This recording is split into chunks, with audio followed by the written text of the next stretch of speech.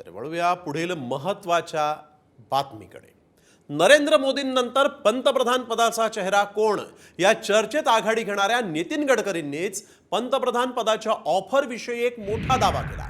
गडकरींना पंतप्रधान पदाची ऑफर कोणी दिली, त्यावर गडकरींची भूमिका काय, त्याचाच आढावा घेणारा हा एक स्पेशल रिपोर्ट पाहूया। गडकरींना पीएम पदाची ऑफर, काय होता विरोधकांचा प्लॅन?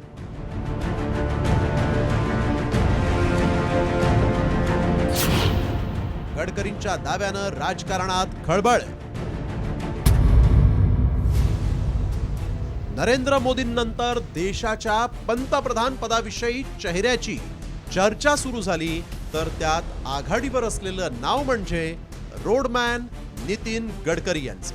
नितीन गडकरींची क्लीन इमेज आणि त्यांच्या कामाचा झपाटा यामुळे गडकरींच्या नावाची चर्चा रंगत असते। मात्र आता खुद्द केंद्रीय मंत्री नितीन गडकरींनीच विरोधी पक्षाच्या नेत्यानं आपल्याला थेट पंतप्रधान पदाची ऑफर दिल्याचा खळबळजनक दावा केला। विशेष म्हणजे संजय राऊतांनीही गडकरींच्या दाव्याला अप्रत्यक्षपणे दुजोरा दिला। एक अशीच अचानक घटना, मी नाव नाही सांगत कोणाचं, ते म्हणाले की if you are going to become a prime minister we will support you. म्हणलं why you should support me and why I should take your support? To become a prime minister is not aim in my life. I am loyal to my conviction and my organization. I am not going to compromise for any post because my conviction हे मेरे लिए सर्वोपरि है। आणि नितीन गडकरी या सगळ्याच्या विरुद्ध सातत्याने बोलत राहिले, आवाज उठवत राहिले, आपल्या भूमिका मांडत राहिले।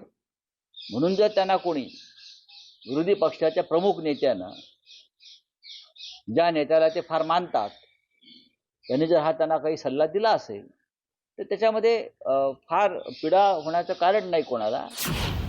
पंतप्रधान नरेंद्र मोदींच्या मंत्रिमंडळातील कार्यक्षम चेहरा म्हणून नितीन गडकरींची ओळख आहे। नितीन गडकरींनीही आपल्या स्पष्ट वक्तेपणातून नेतृत्वाला इशारे आणि कानपिचक्या दिल्या आहेत। तरीही नितीन गडकरींचं मंत्रिमंडळातील स्थान कायम आहे। तर दुसरीकडे गडकरींचं नाव पंतप्रधान पदासाठी वारंवार चर्चेत येतं। त्याची कारणं काय आहेत पाहूया। गडकरींना कुणाची पीएम पदाची ऑफर? नितीन गडकरींची क्लीन इमेज, सर्वपक्षीय नेत्यांशी मैत्रीचे संबंध, स्पष्ट वक्तेपणा आणि थेट नेतृत्वाशी पंगा घेण्याची हिंमत, प्रशासन, संघ आणि पक्षीय संघटनेवर पकड। 2010 ते 2013 या कालावधीत भाजपचे राष्ट्रीय अध्यक्ष म्हणून काम, सलग 10 वर्ष मोदी सरकारमध्ये रस्ते वाहतूक मंत्री म्हणून काम। 2014 नंतर सब कुछ मोदी अशी परिस्थिती होती। मात्र 2024च्या लोकसभा निवडणुकीत भाजपच्या जागांवर मोठी घसरण झाली। त्यामुळे भाजपला आघाडी सरकार चालवावं लागत आहे। त्या पार्श्वभूमीवर गडकरींनी गौप्यस्फोट केला। गडकरींनी विरोधी पक्षाची ऑफर नाकारल्याचं म्हटलंय।